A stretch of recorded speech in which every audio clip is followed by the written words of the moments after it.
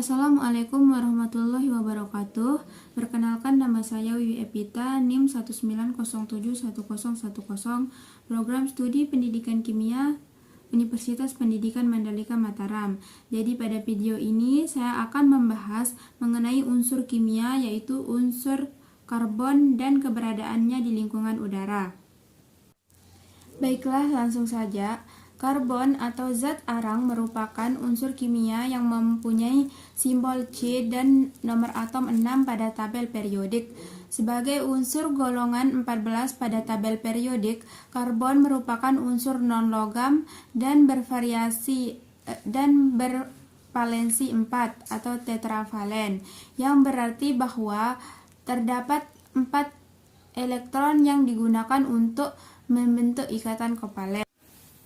Karbon merupakan unsur penting di bumi dan termasuk dalam 4 unsur terbanyak di semesta. Karbon merupakan unsur penyusun hampir seluruh makhluk hidup. Pada tubuh manusia, unsur karbon menyusun sekitar 18%. Selain itu, aktivitas makhluk hidup juga membutuhkan karbon dalam berbagai bentuk. Di antaranya pada proses respirasi, makan, fotosintesis, transportasi, dan banyak aktivitas lainnya. Proses perpindahan karbon dalam berbagai proses tersebut disebut dengan siklus karbon. Siklus karbon yang berlangsung cepat disebut dengan siklus karbon pendek, sementara siklus karbon yang berlangsung dalam rentang waktu yang lama dan melalui proses geologis disebut dengan siklus karbon panjang. Siklus pendek. Pada siklus pendek, proses fotosintesis, yaitu pembentukan humus, perpindahan karbon di udara dan laut berperan dalam siklus karbon pendek. Tumbuhan dan plankton merupakan komponen utama yang berperan dalam siklus karbon pendek. Tumbuhan dan plankton menyerap karbon dioksida di atmosfer untuk berfotosintesis membentuk karbohidrat dan oksigen. Tumbuhan memanfaatkan gula yang dihasilkan untuk menghasilkan energi dalam proses pertumbuhan. Selain itu, hewan dan juga manusia memakan tumbuhan dan plankton untuk mendapatkan energi dari gula yang tersimpan pada keduanya. Selanjutnya, tumbuhan dan plankton yang mati akan mengalami penguraian sehingga karbon terurai membentuk humus ataupun endapan karbonat di laut. Hewan dan manusia melakukan proses respirasi, di mana dalam proses tersebut keduanya memerlukan oksigen dan kemudian melepaskan karbon dioksida ke atmosfer. Karbon dioksida di atmosfer nantinya akan dimanfaatkan oleh tumbuhan dan plankton dan seterusnya membentuk suatu siklus. Kemudian yang selanjutnya yaitu siklus panjang. Pada siklus panjang, karbon berpindah dari berbagai bentuk batuan, tanah, laut, dan atmosfer dalam rentang waktu 100-200 juta tahun. Perpindahan karbon dari atmosfer ke permukaan bumi terjadi salah satunya melalui proses pelapukan batuan. Batuan yang tersingkap ke permukaan selanjutnya bereaksi dengan berbagai gas di atmosfer, salah satunya gas karbon dioksida.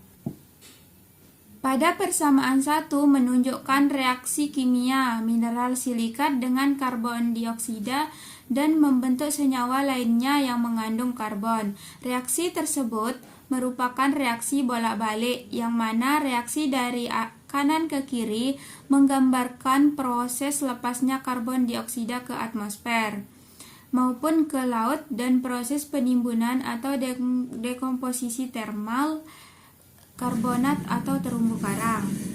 Kemudian, pada persamaan 2 dari kiri ke kanan menunjukkan proses fotosintesis secara global, di mana air dan karbon dioksida dari atmosfer bereaksi membentuk material organik atau gula dan oksigen. Material organik tersebut dapat menumpuk membentuk endapan, gambut maupun membentuk sedimen lainnya. Penimbunan yang terus berlangsung dapat merubah senyawa organik menjadi senyawa kerogen dalam bentuk minyak, gas, maupun batu bara. Sementara dari reaksi kanan ke kiri menggambarkan proses pelapukan pada materi organik yang tersingkap ke permukaan maupun proses dekomposisi termal materi organik. Selain itu, persamaan dua dari kanan ke kiri menunjukkan reaksi kimia yang terjadi pada proses pembakaran energi fosil, di mana dari reaksi tersebut diketahui bahwa proses pembakaran energi fosil menghasilkan pelepasan karbon dioksida ke atmosfer. Emisi karbon dari dalam bumi ke atmosfer juga dapat disebabkan karena peristiwa alami, salah satunya yaitu aktivitas vulkanisme yang mana gas karbon dioksida termasuk gas yang cukup banyak dikeluarkan pada saat gunung meletus. Selanjutnya yaitu siklus karbon terhadap iklim global. Siklus karbon menjaga keseimbangan konsentrasi karbon pada atmosfer, laut, dan permukaan bumi. Jumlah yang berlebihan pada salah satu komponen dapat menyebabkan ketidakseimbangan pada keseluruhan siklus dan kondisi bumi. Jumlah karbon dalam bentuk karbon dioksida pada atmosfer yang berlebihan berpengaruh salah satunya dalam perubahan iklim.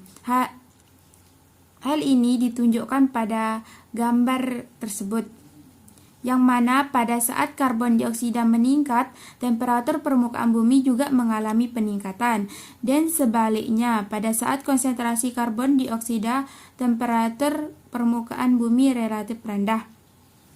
Berdasarkan gambar tersebut dapat diketahui sejak dahulu temperatur permukaan bumi dan kadar karbon dioksida mengalami fluktuasi, atau dapat disebut bahwa peristiwa perubahan iklim merupakan peristiwa yang normal. Akan tetapi pada saat ini karbon dioksida dilepaskan ke atmosfer dalam jumlah yang signifikan. Kondisi ini dimulai sejak revolusi industri, di mana terjadi pembakaran energi fosil secara besar-besaran. Berdasarkan gambar ini, perubahan kandungan karbon dioksida secara signifikan mengakibatkan terjadinya kenaikan temperatur permukaan bumi yang ekstrim. Kenaikan temperatur permukaan bumi yang ekstrim ini dapat mempengaruhi kehidupan makhluk hidup di bumi, di antaranya mencairnya es kutub, meningkatnya ketidakseimbangan tanah, perubahan berbagai ekosistem, bencana banjir meningkat, dan lain-lain. Oleh karena itu, manusia perlu mengurangi pembakaran bahan bakar fosil dan langkah-langkah lainnya untuk mengurangi pelepasan karbon ke atmosfer. Mungkin hanya ini yang dapat saya sampaikan. Mohon maaf jika ada kesalahan. Wabillahi taufiq wal hidayah. Wassalamualaikum warahmatullahi wabarakatuh.